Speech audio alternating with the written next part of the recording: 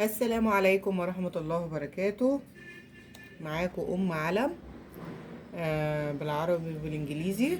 آه زي ما انتوا شايفين كده، أخيرا جاني البنكود أخيرا. يعني ده أنا قعدت معاناة شديدة لغاية ما البنكود وصلني. طبعا أحكي لكم طول الفيديو ايه المشاكل اللي قابلتني، وايه ايه الطرق اللي انا حلتها. وفي ناس برضو ساعدتني كتير ان انا احل المشاكل. والحمد لله اخيرا جه. الحمد لله. طبعا ده بفضل ربنا اول حاجة، وبفضل المتابعين حبايبي اللي بيتابعوني. انا عاملة القناة بقالي حوالي يجي اكتر من سنة ونص، وتعبت عليها كتير زي ما ناس كتيرة تعبت على قنواتها والحمد لله هو جاني. الحمد لله ده يعني ثمار مجهودي زي ما بيقولوا.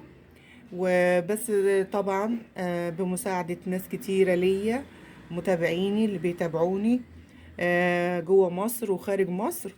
وانا بشكرهم حبايب اللي في المغرب، اللي في استراليا، اللي في تركيا، حتى اللي في اندونيسيا برضو انا بشكرهم. وفي متابعين برضو ليا بره مصر وفي الامارات طبعا، وفي الكويت برضو. اخواتي حبايب اللي في الكويت اللي دايما مدعميني، البنات اللي بيتابعوني، الناس كلها اللي بتتابعني.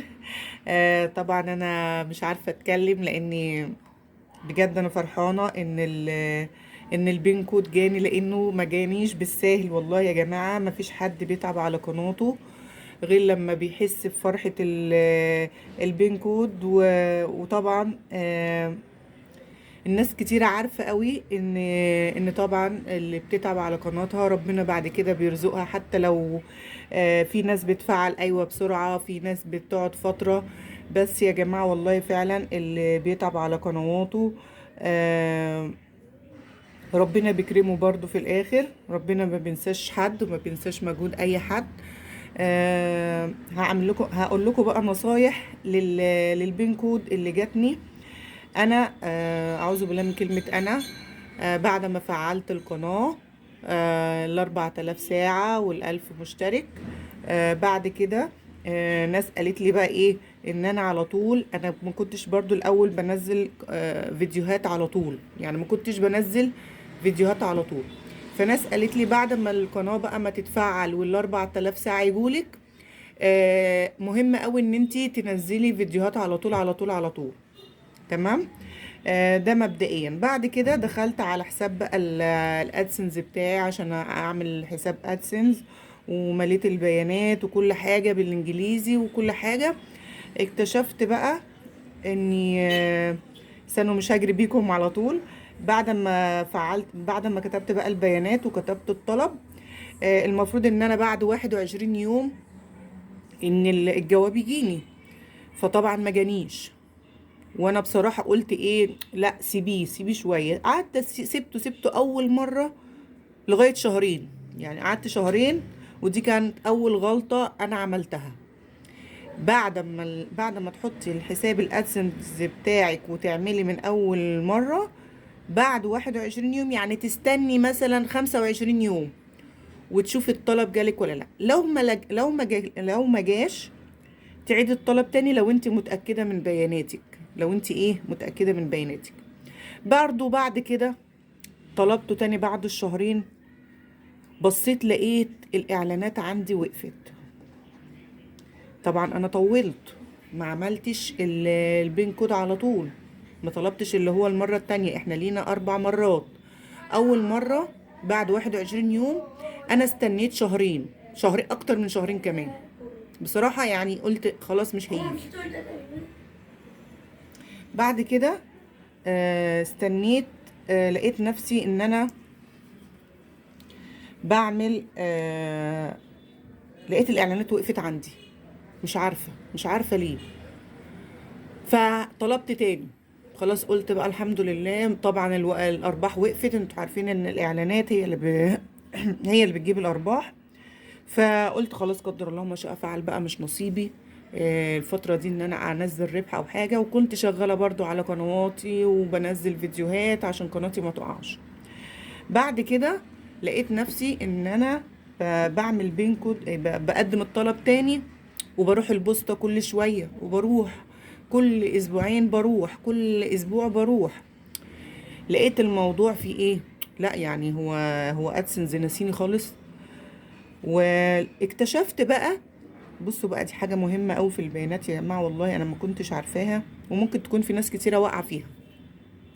اكتشفت ان الرقم بتاع البريد اللي انا حطاه غلط، رغم ان جايباه من جوجل، والمنطقة بتاعتي، او المنطقة بتاعتي هنا مثلا منطقة المعادي، كنت حطاه الرقم البريدي اللي جايباه من جوجل عادي. انا مش واحدة مش حافظة الرقم البريدي، ورحت جبت الرقم من جوجل وكتبته على طول. اتاري بقى، اتاري ان في ايه، في رقم، في رقمين. اي بريد فيه رقمين، بريد للجوابات اللي زي كده، وبريد للحوالات اللي هي الفلوس يعني. فرقم البريد الحوالات غير رقم البريد الجوابات. فانا بالصدفة طبعا كنت مصورة بقى البيانات بتاعتي، وبوريها للراجل بتاع المكتب البريد. فبص على الرقم، قال لي لا، قال لي الرقم ده مش صحيح. تخيلوا بقى، كانت صدمة عمري. انا بقالي يمكن بقول لكم اهو، طلبت الرقم، وبعد كده قعدت مرة تاني شهرين، وبعد كده طلبت الرقم تاني قعدت 21 يوم تاني، وجيت طلبته ايه، وانا جيت بقى ايه في المرة التانية، بس يعني بعد ما مرت بقى حوالي 4 شهور. بعد كده لما اتصدمت بقى، بس المهم قلت الحمد لله ان انا عرفت ايه الخطأ بتاعي فين. مش مهم، الحمد لله، يعني ربنا طبعا بيرزق كل واحد في الميعاد اللي هو ايه، اللي محدده له. قلت الحمد لله.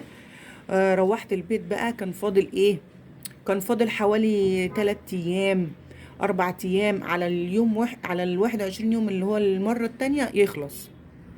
رحت بسرعة ايه، روحت البيت، ودخلت على حساب الادسنس بتاعي، وغيرت الرقم.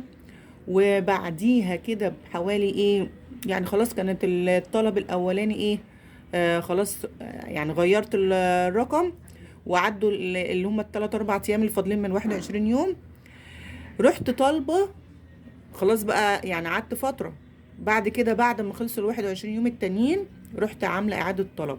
من يوم بقى إعادة الطلب المرة التالتة من بعدها، مفيش يعني 10 أيام، ولقيت البنكود جاني تقريبا كده. رأفوا بحالتي، شافوا اني انا كل شويه ببعت اسمي اهو. هو يعني هو عباره عن جواب. فالحمد لله، لقيت الراجل بتاع البوسطه بقى. انا كنت كاتبه رقم تليفوني جنب اسمي، يعني جنب اسمي اهو، جنب اسمي في رقم التليفون، جنب الاسم على طول في رقم التليفون. تمام. بقى بقيه العنوان بتاعك، المنطقه بتاعتك، وانت ايه، ساكنه الشارع والكلام ده كله. قلت عشان ايه، ما يتوهوش مني ويعرفوا يجيبوني. فحطيت رقم التليفون، وفعلا هم جابوني برقم التليفون. يعني بعد المعاناة دي كلها، والحمد لله، يعني الحمد لله ربنا ييسر الحال، جابوني، عرفوا يوصلوا لي من رقم التليفون، من رقم التليفون بتاعي. والحمد لله، الحمد لله على كل حال. انا جاني البنكون، وانا بصراحة يعني الحمد لله، ربنا يعني ربنا كرمني، الحمد لله كرمني في ابني. انا جاني بعد 3 يوم. كانت يعني ابني الصغير عمل حادثة صغيرة كده، بس الحمد لله ربنا نجاه منها. وبصراحة يعني ايه، يعني الحمد لله ربنا يعني ما بينساش حد.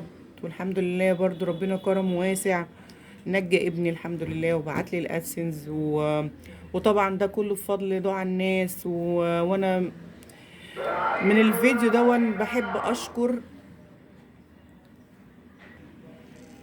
ناس كتيرة دعت لابني، ودعت لي يعني في الغيب، دعاء الغيب طبعا ده ربنا، يعني هما ما يعرفونيش شخصيا ولا ما يعرفوش ابني، بس كله بس ايه بيتابعني في القناة. وناس كتيرة الحمد لله يعني دعت لي ودعت لابني ان ربنا ينجيه، والحمد لله ربنا استجاب لدعواتي ودعوات الناس اللي بتحبني. الحمد لله يا رب، طبعا ده من فضل ربنا ومن القناة. انا لولا القناة دي انا ما كنتش عرفت الناس دي. ربنا يا رب يجعله يا رب في ميزان حسناتهم، وربنا ما يسوء اي حد في ضناه يا رب، ويشفي كل مريض يا رب. يا رب يشفي كل مريض ويفرح كل الناس وكل اللي عامل قناة يا رب الشهر ده، لان بيقولوا شهر 12 ده ارباحه كتيرة. يا رب شهر 12 ده اللي عامل قناة يفعلها على طول يا رب ان شاء الله. بس انتوا فعلا اهم حاجة انك تنزلوا فيديوهات على طول على طول على طول، حتى لو ايه، لو 3 دقايق، حتى لو فيديو كده عابر صوروا، بس طبعا يبقى المحتوى كويس والحمد لله ربنا يعيني. انا الفتره اللي فاتت دي عشان تعب ابني، انا بقالي فتره ما بنزلش فيديوهاتي قليله يعني، فسامحوني ان انا ما بنزلش برضو فيديوهات كتير الفتره اللي، بس ان شاء الله الفتره اللي جايه هحاول ان انا هقوم القناه بتاعتي، لاني طبعا لما بيجي الادسنس بيشجع الواحد انه فعلا انه خلاص يعني ثمره مجهوده ابتدت تظهر، والواحد بقى هيقبض. انا بقول لكم بعد يعني اكتر من سنه ونص، والحمد لله، والله اكتر يمكن سنتين ولا حاجة. الحمد لله ربنا يديمكم عليا نعمة وربنا يوفقكم ويوفقني ويوفق كل اللي عامل قناة ويرزق الناس كلها. مرة تانية تالتة بشكر كل الناس اللي وقفت جنبي ودعمتني ودعت لابني. انا والله ما هنسى برضو الناس اللي يعني الحمد لله الناس كتيرة وقفت جنبي الحمد لله. بعد ربنا ربنا سبحانه الله تعالى ربنا كرمه حلو قوي الحمد لله. ودي فايدة بقى القناة، انه تعرفي ناس من دول مختلفة والحاجة اللي انت بتحبيها، يعني حاجة انت بتحبيها تبص تلاقي نفسك انك بتعمليها في البيت قاعدة مش عاملة اي حاجة، يعني مش تعبانة بره او اي حاجة. حلوة قوي لستات البيوت القنوات دي، يعني كمان برضو للناس برضو اللي هي شغالة برضو بتبقى حلوة. بس هي بتبقى مهمة قوي لستات البيوت، ان هم طبعا عايزين يثبتوا نفسهم وعايزين يثبتوا وجودهم، فبتبقى من حاجات قليلة بيعملوها في البيت ربنا بيكرمهم وبيديهم تعبهم. والحمد لله. طبعا انا طبعا ده جواب، يعني الجواب ده ما فيهوش فلوس، ده مجرد جواب. هو بصوا يعني انا ايه، الورقه دي كانت هنا محطوطه يعني كده، كانت في ورقه، الورقه دي مثلا هنا دي كانت كده محطوطه هنا، وكان في ورقه زيها هنا. انا يا دوبك بس ايه بيقول لك يعني بيعمل لك حتى اشارات بالاسهم ان انت تشدي الورقه دي وتشدي كده الورقه دي خلاص. وفي هو مجرد ما فيهوش فلوس، هو جواب فيه رقم. بصوا هو بيبقى شكله كده اهو، بيبقى شكله كده، والرقم ده اللي جوه اهو، ده الرقم اللي جوه ده بيبقى 6 ارقام. انت على طول بتروحي تحطيه بقى في الحساب بتاع ادسنس اللي هو اثبات صحة عنوانك. بيقول لك دايما اثبات صحة عنوانك. انا حطيت الرقم على طول اول ما حطيته، مفيش يعني مفيش يمكن 10 دقايق وبصيت لقيت الاعلانات بتاعتي رجعت تاني. يعني اول ما حطيت الرقم، مفيش، اول ما حطيت الرقم لقيت الحساب الاعلانات، حساب الادسنس رجع لي الاعلانات بتاعتي تاني. والحمد لله الحمد لله يا رب ان الحساب الادسنس بتاعي رجع لي تاني. دي الغلطات اللي انا بقول لكم فيها. بعد كده طول ما انا بقى فترة حاجة مهمة جدا هقول لكم عليها، طول ما انا فترة مستنية البين كود. طبعا ده موضوع الضرايب دخل علينا برضو في الفترة اللي هي ال3 شهور اللي فاتوا من دول واتجددت تاني. انا موضوع الضرايب ده هقول لكم عليه برضو. يعني تظبطوا الرقم، تظبطوا الاسم اللي بالانجليزي بتاعكم، وتظبطوا اسمكم برضو بالانجليزي في الضرايب. يعني دي من المعلومات الحاجات اللي انا ايه عدلتها، والحمد لله ربنا ييسر لي الحال علشان ما يتخصمش منكم ضرايب كتير في الارباح ان شاء الله اللي جايه. لازم تغيروا اسمكم وطبعا غيرت رقم البريد بتاع الضرايب اللي انا كنت عاملاه الاول، غيرته برضو رقم البريد اللي هو الصح اللي الراجل اداهولي اللي هو هنا ده. خلاص. فطبعا تغيروا الاسم لو كان في اسم بالعربي تغيروا البيانات، الاسم تغيروها بالانجليزي، وتبعتوا ان انتوا عايزين اسهل حاجه طبعا جواب الضرايب عايزينه في البوسطه زي كده ولا عن طريق الايميل. ناس كتيره طبعا هتختار الايميل، وانا من الناس دول ان انا اخترت ان موضوع الضرايب ده يدخل بالايميل، بدل ما كل شويه استنى الجواب او اروح البوسطه واشوف الجواب جاني ولا لا. فهو بيديكي ايه حساب بيديكي بتختاري ايه عن طريق الايميل. وممكن برضو انزل لكم فيديو ازاي نعمل الضرايب ده واوريه لكم. حاجة مهمة تانية برضو اقول لكم عليها، معلش انا تهت منكم. حاجة مهمة برضو وانتوا بتعملوا بقى الحساب الادسنس، اهم حاجة وانتوا بتبتدوا كده على بركة الله وبعد ما تفعلوا القناة بتاعتكم، اهم حاجة ان انتوا تتأكدوا يا جماعة من البيانات بتاعتكم، وتكتبوا البيانات كلها صح من عنوان البطاقة. يعني بياناتكم في البطاقة تكتبوها، طبعا بياناتنا في البطاقة بالعربي، تكتبوها من الاول كده تكتبوها بالانجليزي، بيانات كلها من اول الاسم لغاية اخر حتة في العنوان تكتبوها كلها بالانجليزي. تمام. ونفس الكلام تكتبوها هي تكتبوها برضو في الضرايب برضو من تحت في اللي هو الايه في الاعدادات بتاعه عن طريق من حساب الادسنس عند الدفعات والاعدادات، وتدخلوا عن ايه الضرايب، تدخلوا عند الضرايب وتغيروا بقى ايه وتكتبوا موضوع الضرايب ان هو نفس الايه، بتاخدوه كوبي كده من الاسم بتاع حساب ادسنس الايه للضرايب. وبرضو في معلومة مهمة ان حساب القناة بتاعتك وحساب ادسنس ما يكونوش زي بعض. ده بقى مهم جدا. ليه؟ لاني انا عاملة ان حساب القناة بتاعتي عشان حتى لو في مشكلة في القناة ما يأثرش على ادسنس، لو في مشكلة في ادسنس ما تأثرش على القناة. تمام، نبقى في الامان كده. ولما جيت عملت الحساب بتاعي حساب ادسنس ده ما تشتغليش بيه في اي حاجة. تمام. يعني حساب ادسنس ما تقوليش بقى انا معايا ايميل وممكن اشتغل بيه عادي واعيش حياتي بيه عادي، لا، انت معاكي الحساب بتاع ادسنس ما تشتغليش بيه ولا ما تشاهديش بيه اي قناة ولا ما تعمليش بيه اي حاجة. ده تخليه كده لوحده، ركن كده لحساباتك الايه البنكية، ركن كده يعني تخليه كده لوحده.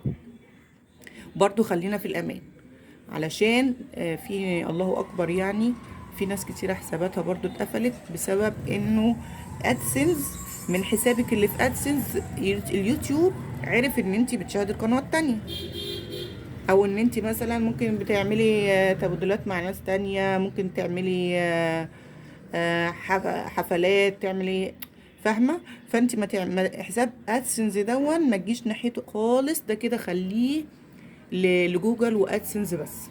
تمام. دي برضو معلومة مهمة أوي كنت عايزة أقولها لكم. وبرضو حافظوا يا جماعة على قنواتكم، وأنا والله يعني أنا بحاول برضو إن شاء الله بقدر المستطاع إن أنا بنزل لكم حاجات حلوة وحاجات جديدة. وما تنسونيش بقى حطوا لي بصمة وما تنسونيش بقى في الحفلة بتاعتي دي. كل الناس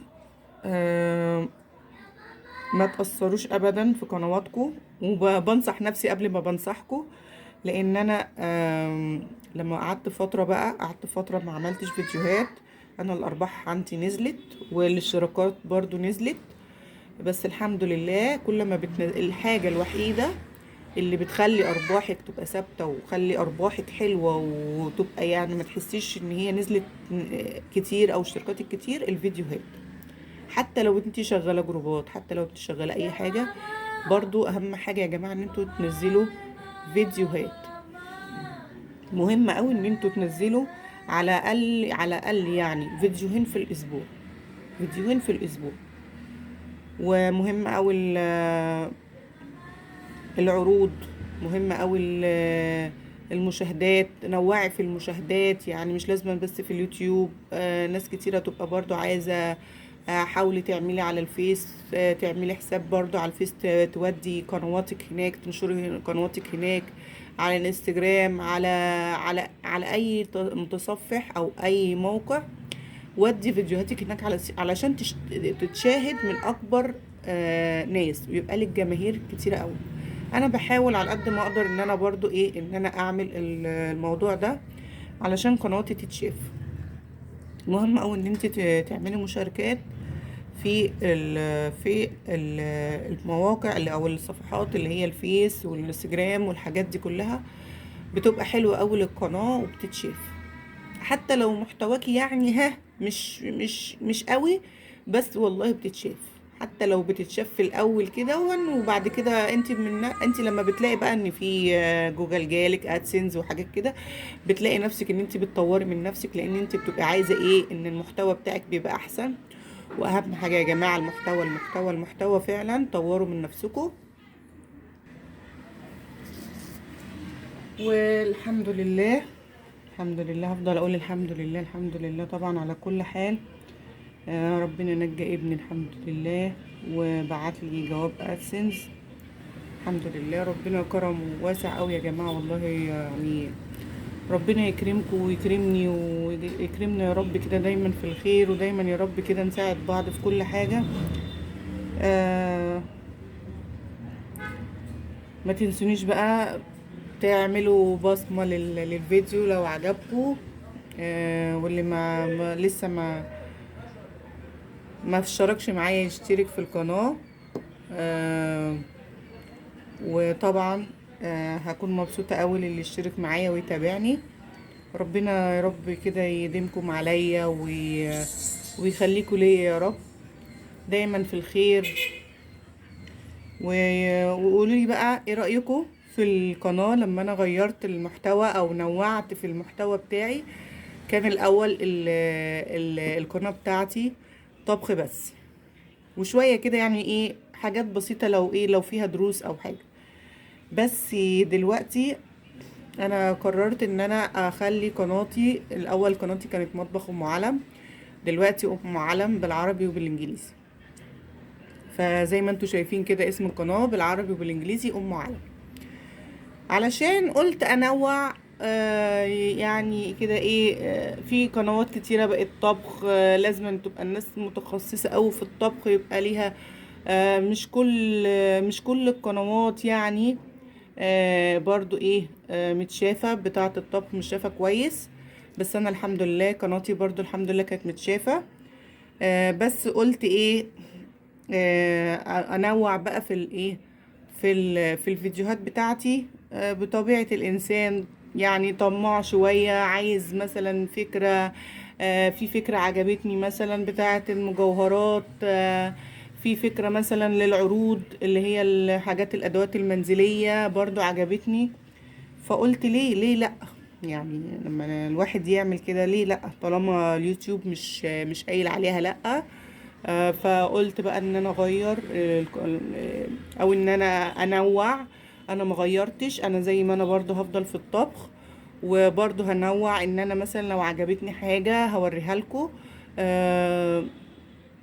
في محتويات كتيرة بتبقى حلوة زي كده. فبحب اوي ان انا اشارككم معايا الحاجة الحلوة اللي انا بشوفها. ما تنسونيش بقى في اللايك والاشتراك لأول مرة يشوفني. ويا رب يكون الفيديو خفيف عليكم وتكونوا استفدتوا من الموضوع دون ان هو فعلا آه، موضوع الادسنس ومشاكل الادسنس. في موضوع تاني كمان. قبل ما امشي. في اخت برضو ليا كانت قايلالي ان جت بقى تعمل موضوع الادسنس ده في الاول. فهي دخلت ادسنس، وبعد كده تقريبا غيرت الايميل، وبعد كده رجعت تاني تغير البيانات. دخلت كذا ايميل عشان الادسنس يقبل. راح الادسنس ما قبلش. ما قبلش ان هو يربط اي ايميل بالقناة بتاعتها. تمام، دي برضو مشكلة برضو البنات لازم تخلي بالها في حساب الادسنس. اول مرة لازم تشوفي فيديوهات ازاي الادسنس بيتعمل وتمشي معاه خطوة بخطوة علشان ما تتلخبطيش. وبرضو قلت لكم مهم قوي ان انتوا تبعدوا اي مشاكل عن القناة بتاعتكم، تدخلوا ايميل تاني غير القناة بتاعتكم، وتكونوا طبعا حافظينه والباسورد بتاعه يكون ليه هو لوحده، وما تشتغلوش بأي حاجة كده، يكون على جنب. تمام. وما تشاهدوش بيه، يعني ما تشاهدوش بيه، ما تشتغلوش بيه، يعني ما تشاهدوش بيه، مش حساب قناة ولا حاجة. تمام.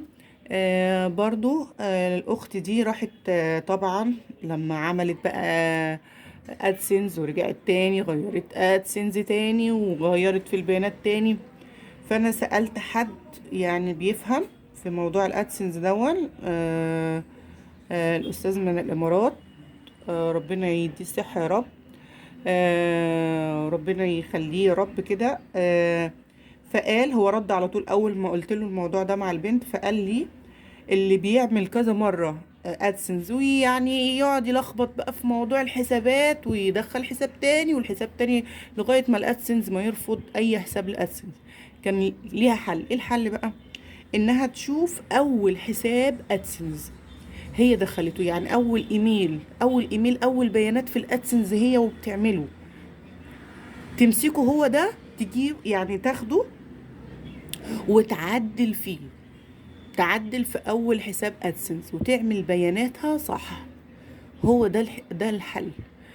ان انت دخلتي كذا مره كذا مره كذا مره، لا، ادسنس بيقبل من اول حساب. تشوف اول حساب انت عملتي ادسنس فيه، وهو ده اللي بقى تاخديه وتعتمديه وتعدلي البيانات بتاعته. تمام.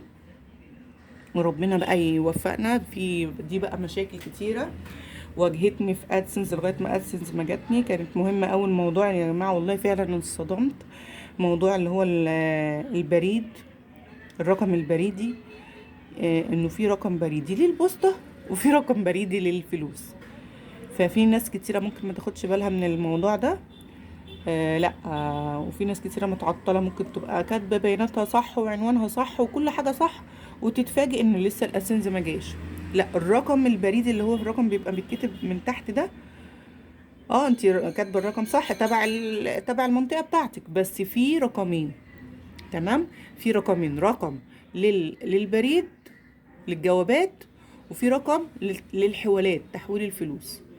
يبقى رقم هنا ورقم هنا، فنركز ان احنا عايزين رقم للجوابات. لو انت مش عارفاه او مش هتعرفي تدخل، روحي البوسطه، روحي وخدي الرقم، خدي الرقم منهم وتاكدي وحطي، ارجعي حطي الرقم ومش هتندمي ان شاء الله، وهيجيلك على طول بعدها، مش هيطول ان شاء الله.